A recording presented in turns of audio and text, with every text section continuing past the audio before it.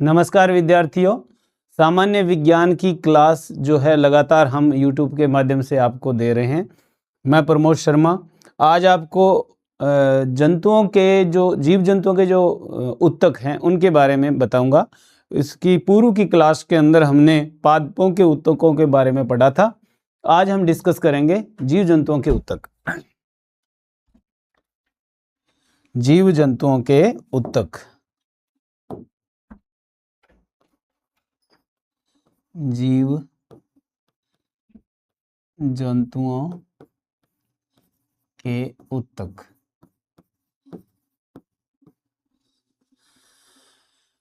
Bio subject अगर करें तो कोशिका और कोशिका के बाद में ऊतक यहाँ से शुरू होता है। जो नए विद्यार्थी हैं वो इस चीज़ को समझें, और कोशिका टॉपिक है वो अलग से पढ़ेंगे। ऊतकों की अगर हम बात करें तो ऊतकों में दो प्रकार के ऊतक बताए जाते हैं, एक पादपों के ऊतक और एक जंतुओं के ऊतक। एक वीडियो में हमने पूरे जो है पादपों के ऊतक पढ़े। आज हम जीव जंतुओं के जो ऊतक है वो पढ़ेंगे। तो जीव जंतुओं के जो ऊतक होते हैं वो चार प्रकार के होते हैं मुख्य रूप से। पहला जो आता है वो आता है उपकला ऊतक। दूसरा जो आता है वो संयोजी ऊतक। दूसरा ऊतक आएगा वो संयोजी ऊतक आता है। तीसरा जो ऊतक आता है वो तंत्रिका ऊतक। और चौथा जो प्रकार आता है वो आता है पेशीय ऊतक। पेशीय ऊतक। तो ये चार प्रकार के मुख्य रूप से ऊतक है। तो मोटे रूप में अगर हम इनको समझे, फिर एक एक करके हम डीपली पढ़ेंगे इसको। सबसे पहले हम बात करते हैं उपकला ऊतक की। उपकला ऊतक कहाँ होते हैं? तो शरीर के अंदर ऊतक जो बने होते हैं वो कहाँ होंगे? तो देखिए, पेपर के हिसाब से अगर बात करूं, चाहे वो RSSMB का पेपर हो, चाहे रेलवे का हो, चाहे SSC का हो, और चाहे वो और किसी भी अन्य भर्ती का हो जिसके अंदर जनरल साइंस आती है और जिसमें ये टॉपिक आता है, तो आपको मैं प्रयास करूंगा कि ये टॉपिक आपको दोबारा और कहीं देखना नहीं पड़े। देखिए इसके अंदर क्या चीज़ है। उपकला ऊतक की अगर हम बात करें तो शरीर का बाहरी आवरण, शरीर का बाहरी आवरण व आंतरिक अंगों का आंतरिक भाग, वो उपकला ऊतक से बना होता है। तो देखिए, शरीर का बाहरी आवरण यानी हमारी जो त्वचा है, और फिर आंतरिक भाग अंग जो आते हैं उनके अंदर का जो हिस्सा होता है वो उपकला ऊतक से बना होता है। नॉर्मली आप सभी इस चीज़ को साधारणतः जानते हो। अगर आपका साइंस बैकग्राउंड नहीं है तो भी आप इस चीज़ को समझ जाओगे। तो देखिए, आंतरिक अंगों का आंतरिक भाग, तो देखिए अवशोषण और स्त्रवण दोनों काम किए जाते हैं आंतरिक अंगों से। तो वो काम भी कौन करेगा? उपकला ऊतक करेगा। इसी तरह से बाहरी जो हिस्सा है वो भी हमारा जो है वो हमारे को अलग अलग प्रकार का एहसास कराता है। हमें बाहरी वातावरण से सुरक्षा का कार्य की भी करता है। संयोजी की बात करें तो संयोजी ऊतक कौन से होते हैं? संयोजन का मतलब होता है जोड़। तो हमारे शरीर में जितने भी जॉइंट हैं वो सारे इनसे बने होते हैं।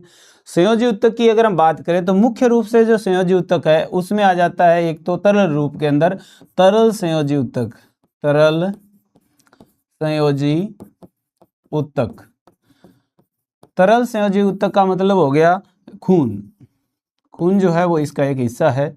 इसी तरह से लसिका ग्रंथियों का स्त्राव जो है वो भी तरल संयोजी ऊतक में आता है।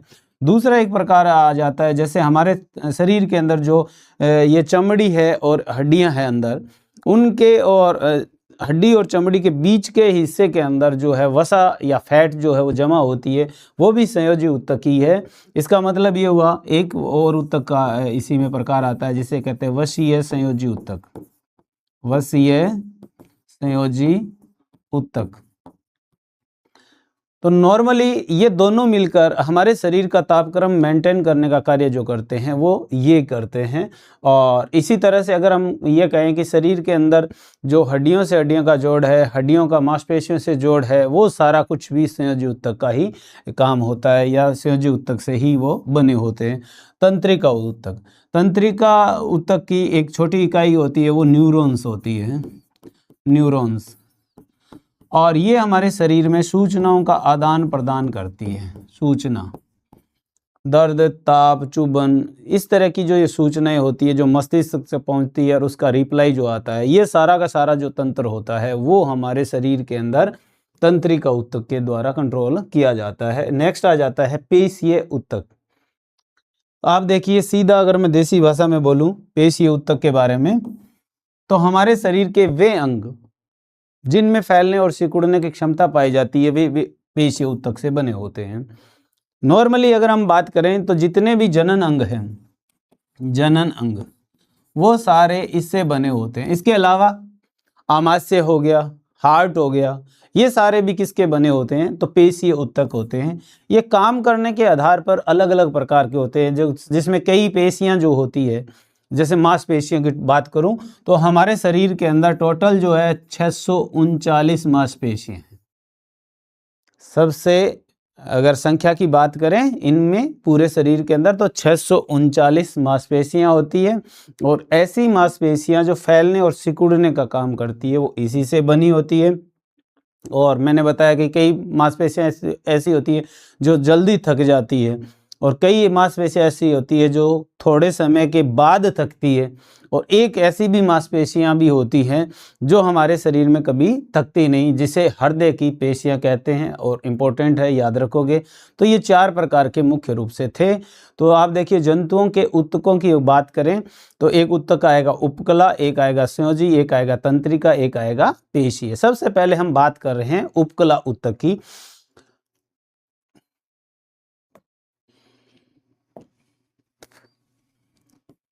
उपकला ऊतक, सबसे पहले हम उपकला ऊतक के बारे में बात करेंगे। तो उपकला ऊतक की अगर हम बात करें तो ये 4 प्रकार के मुख्य रूप से होते हैं। पहला आता है सल्की उपकला ऊतक। सल्की उपकला ऊतक, सल्की उपकला ऊतक की अगर हम बात करें तो ये पतले व कोमल स्तर का निर्माण करते हैं। ये पतले व कोमल स्तर का निर्माण करते हैं। एग्जाम्पल की अगर हम बात करें, हमारे शरीर में ये कहाँ पाए जाते हैं, तो त्वचा, श्वसनी, रुधिर वाहिनिकाएं,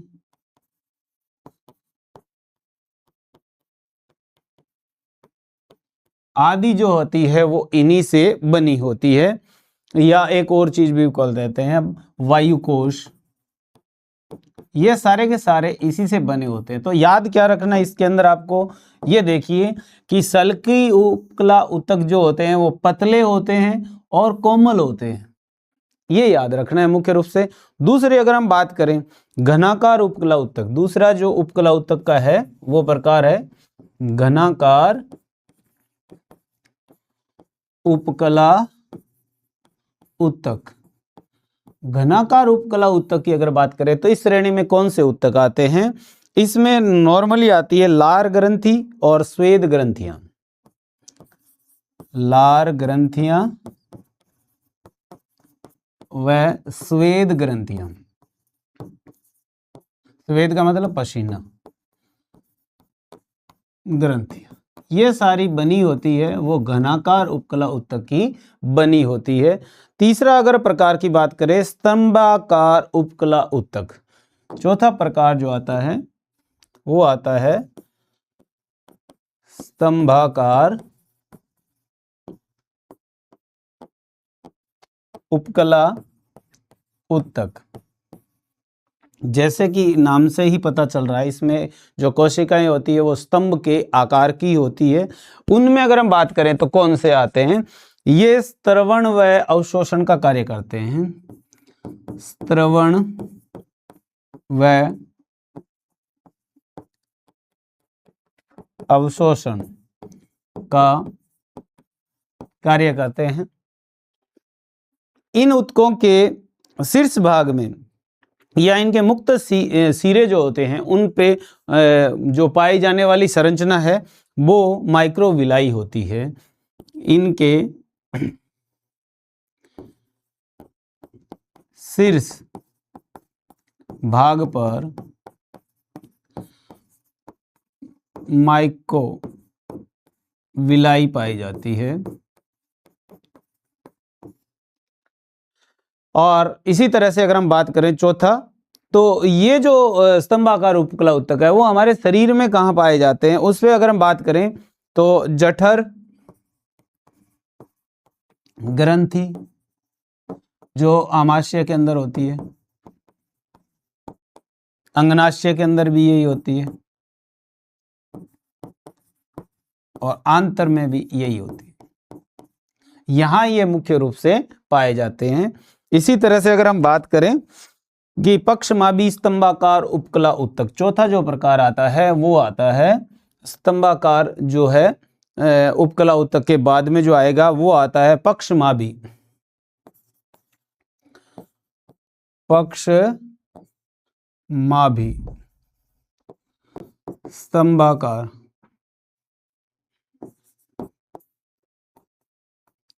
उपकला ऊतक। पक्षमाभी स्तंभाकार उपकला ऊतक का अगर हम बात करें तो ये जो ऊतक पाए जाते हैं इनमें एक अंतर होता है सिर्फ कि ये जो माइक्रोविलाई पाई जाती है स्तंभाकार में, इस माइक्रोविलाई के स्थान के ऊपर इसमें पक्षमाभ माइक्रोविलाई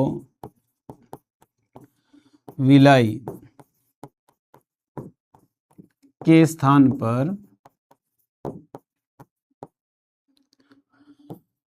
पक्षमाभ यानी रोम पाए जाते हैं।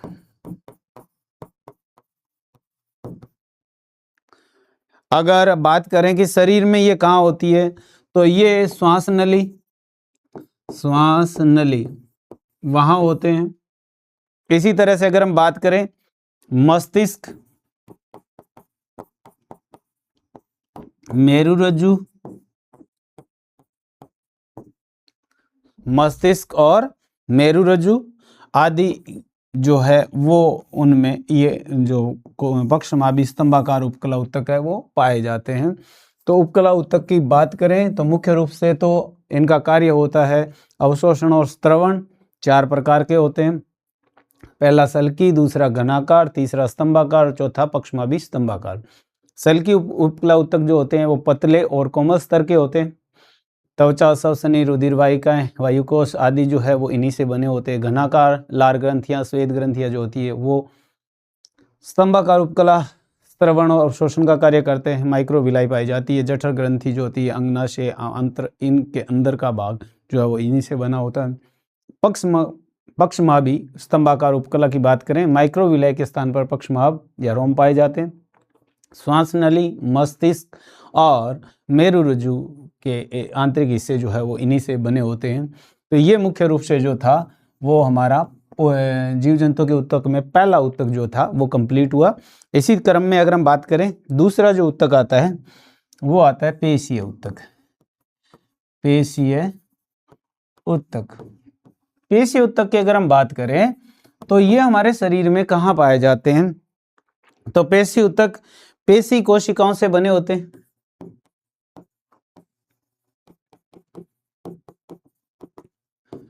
कोशिकाओं के बने होते हैं, पहली खास बात।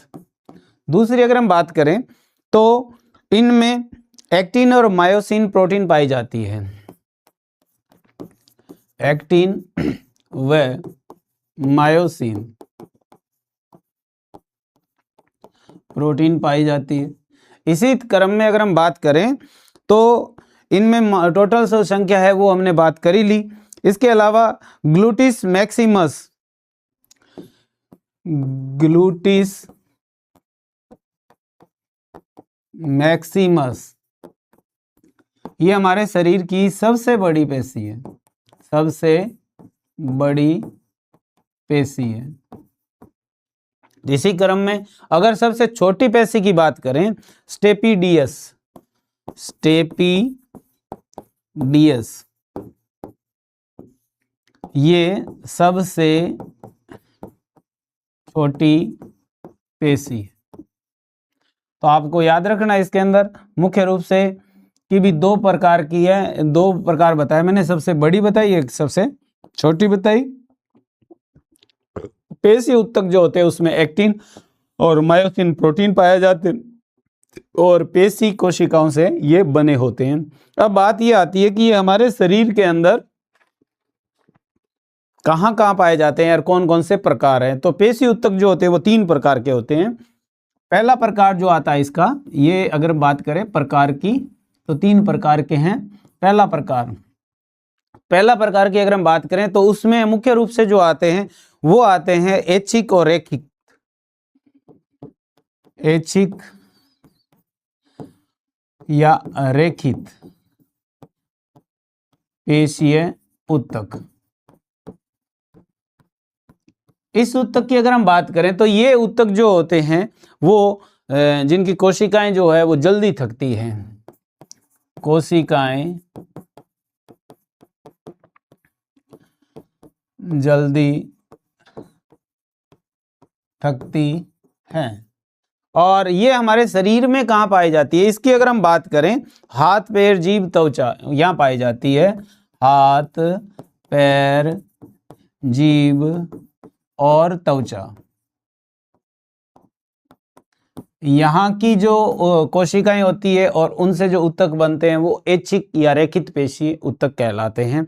दूसरे प्रकार के अगर हम बात करें तो वो आते हैं अनैच्छिक या अरेखित।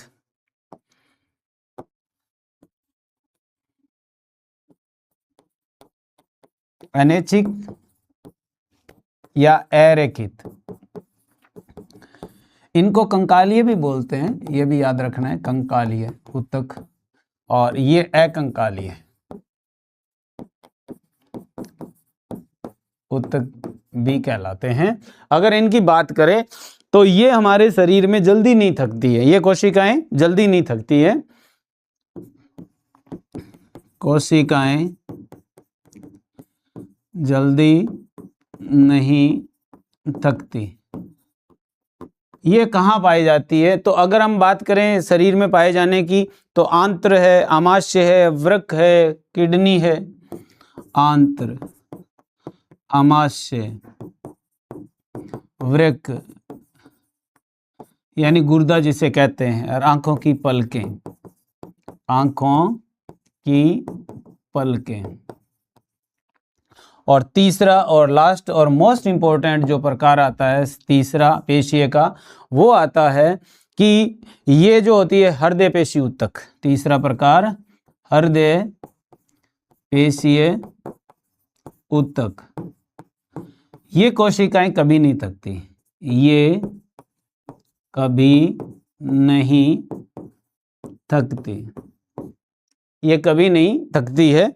और इनके अंदर मायोग्लोबिन नामक वर्णक पाया जाता है, ये मोस्ट इंपॉर्टेंट है, मायोग्लोबिन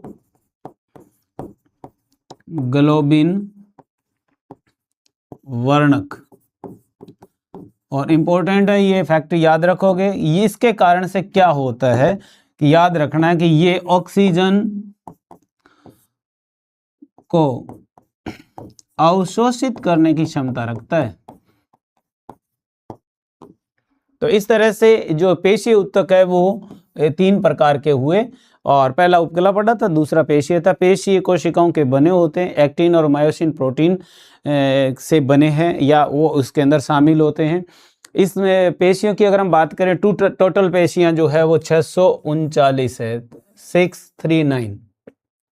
सबसे बड़ी जो है ग्लूटिस मैक्सिमस और सबसे छोटी जो है स्टेपिडियस होती है। और पेशीय ऊतक की अगर हम बात करें तो 3 प्रकार के हैं, ऐच्छिक, अनैच्छिक और हृदय की पेशियां। ऐच्छिक की बात करें तो ऐच्छिक रेखित पेशीय या कंकालीय पेशी भी बोलते हैं, कोशिकाएं इसकी जल्दी थक जाती है, हाथ, पैर, जीभ, त्वचा इन पे ये पाए जाते हैं। अनैच्छिक की अगर हम बात करें तो अनैच्छिक या अरेखित या अकंकालीय भी कहलाते हैं। इसी तरह से अगर हम बात करें ये कहाँ पाए जाते हैं तो आंत में है, आमाशय में है, वृक्क में है, आंखों की पलकें। और तीसरा हृदय की पेशियाँ, ये कभी नहीं थकती। मायोग्लोबिन नामक इसमें वर्णक पाया जाता है जो ऑक्सीजन को अवशोषित करने का कार्य करता है। इसी क्रम में अगर हम बात करें तो तीसरा जो प्रकार आता है वो अपना प्रकार है तंत्रिका ऊतक। तंत्रिका ऊतक, तो तंत्रिका ऊतक की अगर हम बात करें तो तंत्रिका ऊतक जो है वो कहाँ होता है, क्या काम करता है, ये याद रखना है। तंत्रिकाएं कोशिकाओं से मिलकर, तंत्रिका कोशिकाओं से मिलकर बना होता है ये। इसका जो अगला हिस्सा होता है और उसके अंदर जो आगे की जो बालनुमा संरचना पाई जाती है जिसे डुमाशय कहते हैं, आगे का हिस्सा डुमाशय कहलाता है और अंतिम हिस्सा जो होता है इनका, लास्ट का जो हिस्सा होता है उसे केशिकाएं कहते हैं, केशिकाएं कहते हैं। इनका अगर हम बात करें मुख्य रूप से क्या काम होता है तो ये जो पाए जाते हैं तंत्रिका ऊतक, ये हमारे शरीर के अंदर जो होती है सूचनाओं का आदान प्रदान करने का मुख्य रूप से काम करती है। संवेदनाओं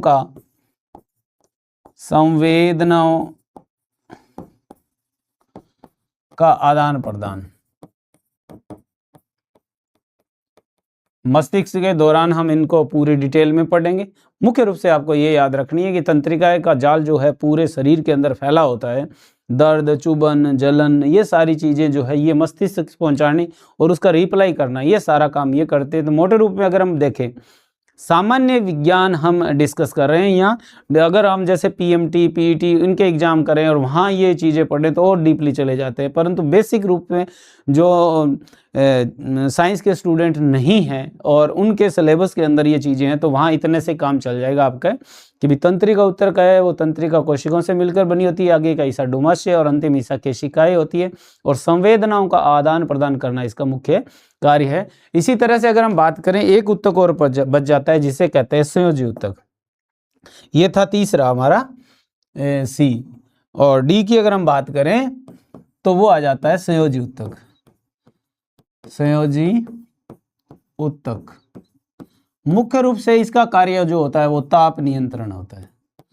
ताप नियंत्रण ये मुख्य कार्य है, ये इतना अच्छे से याद रखोगे आप इसके बारे में। और अगर हम बात करें कि हमारे शरीर का जो हिस्सा है वो कितना हिस्सा ये होती है तो आपको याद रखना है कि ये जो हमारे शरीर का टोटल 30% हिस्सा है वो निर्माण करते हैं, निर्मित करते हैं। इसी तरह से अगर हम बात करें तो सबसे पहला आता है वो है तरल संयोजी ऊतक। तरल संयोजी ऊतक। तरल संयोजी ऊतक की अगर हम बात करें तो तरल संयोजी ऊतक कौन सा होता है तो याद रखना है आपको, रक्त होता है एक तो, और एक होती है लसिका ग्रंथियां। लसिका ग्रंथियां ये जो होती है वो अपने संयोजी ऊतक के अंदर तरल संयोजी ऊतक होता है। दूसरी अगर हम बात करें कंकालीय संयोजी ऊतक, कंकाली ये संयोजी ऊतक, इसकी अगर हम बात करें तो ये हमारे शरीर के अंदर 2-3 जगह होती है। तो इसके अगर हम बात करें क्या काम करती है तो सबसे पहले अगर हम देखें तो ये क्या काम करेगी, ये अस्थि और उपास्थि जो है उसका निर्माण करती है। अस्थि और उपास्थि अर्थात शरीर को सहारा प्रदान करने का कार्य करती है। दूसरा जो हिस्सा होता है वो बना होता है लिगामेंट। लिगामेंट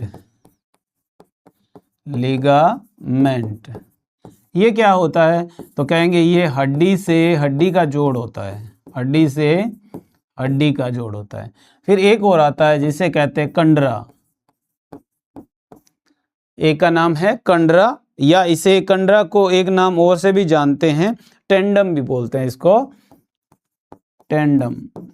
ये क्या चीज होती है, तो वो कहते हैं कि ये हड्डी से मांसपेशियों का जोड़ होता है। तो आपसे ये प्रश्न और ये प्रश्न भी बहुत बार पूछा हुआ है, याद रखो कि हड्डी से हड्डी का जोड़ है वो लिगामेंट होता है, हड्डी से मांसपेशियों का जोड़ होता है वो कंडा और टेंडम कहलाता है। और ये एक्चुअल में होते क्या चीज़ है, तो कहेंगे कंकालीय संयोजी ऊतक होते हैं। तीसरा अगर हम बात करें तो वास्तविक संयोजी ऊतक, वास्तविक संयोजी ऊतक, ये तीसरे प्रकार के हैं। वास्तविक संयोजी ऊतक की अगर हम बात करें तो वास्तविक संयोजी ऊतक ये शरीर का जो खाली स्थान होता है उनको भरने का कार्य करते हैं, शरीर का खाली स्थान भरने का कार्य करते हैं और वसा का संचय करते हैं, वसा संचय करते हैं। और मुख्य काम होता है ताप नियंत्रण, ताप नियंत्रण। तो आज की क्लास के माध्यम से हमने जो मुख्य रूप से पढ़ा वो था कि भी जीव जंतुओं में ऊतक कौन कौन से पाए जाते हैं, 4 प्रकार के ऊतक पढ़े हमने। तो मैं थोड़ा सा रिपीट कर देता हूँ फास्ट। इसमें जीव जंतुओं के ऊतक 4 प्रकार के, उपकला, संयोजी, तंत्रिका और पेशीय। उपकला ऊतक, सल्की उपकला हो गया, एक घनाकार, एक स्तंभाकार और एक पक्षमाभी स्तंभाकार। मुख्य रूप से अगर हम बात करें उपकला ऊतक की, तो उपकला ऊतक जो है वो शरीर के अंदर जो है वो तापक्रम नियंत्रण का भी बात करते हैं, अवशोषण और स्त्रवण की भी कार्य ये मुख्य रूप से करते हैं। इसी तरह से अगला बात करें तो पेशीय ऊतक, ये 3 प्रकार के बताए, इसमें भी ऐच्छिक, अनैच्छिक और हृदय की पेशियां। और ये जो है एक्टिन मायोसिन जो है वो प्रोटीन से बनी होती है, ग्लूटिन मैक्सिमस जो होता है सबसे बड़ी पेशी है, स्टेपिडियस जो है सबसे छोटी है, और इसमें थकना और न थकने वाले के हिसाब से भी है। हृदय की पेशियां जो कभी नहीं थकती, इसमें मायोग्लोबिन जो है वर्णक पाया जाता है जो ऑक्सीजन का अवशोषण करता है। नेक्स्ट है तंत्रिका ऊतक, जो तंत्रिका कोशिकाओं से मिलकर बना होता है। आगे का हिस्सा जो होता है इसका डुमाशय और पिछला हिस्सा जो होता है वो केशिकाएं कहलाता है और संवेदनाओं का आदान प्रदान करती है। संयोजी ऊतक है जो शरीर का 30% हिस्सा बनाती है और ताप नियंत्रण का कार्य करती है। तरल संयोजी जो होता है वो रक्त और लसिका ग्रंथि। आपसे बहुत बार पूछा हुआ है रक्त क्या है, तो उत्तर हो जाएगा रक्त जो है वो तरल संयोजी ऊतक है। कंकालीय संयोजी ऊतक की बात करें तो अस्थि और उपास्थि के जो जोड़ होते हैं वो इनसे बने होते हैं और ये जो सहारा प्रदान करने का कार्य करते हैं। लिगामेंट जो होता है हड्डी से हड्डी का जोड़ होता है। कंडरा या टेंडम जो होती है हड्डी और मांसपेशियों का जोड़ होता है। और वास्तविक संयोजी ऊतक जो होता है शरीर के खाली स्थान को भरता है, वसा का संचय करता है, यही मुख्य रूप से ताप नियंत्रण का कार्य करता है। इसी तरह से अगर हम बात करें तो आज की क्लास के अंदर हमने ये पढ़ा और मैं उम्मीद करता हूँ कि आपको अच्छे से इसे समझ में आया होगा। थोड़ी सी टेक्निकल प्रॉब्लम की वजह से थोड़ा सा दिखने में विजिबिलिटी जो है वो क्लियर नहीं हो पाई थी।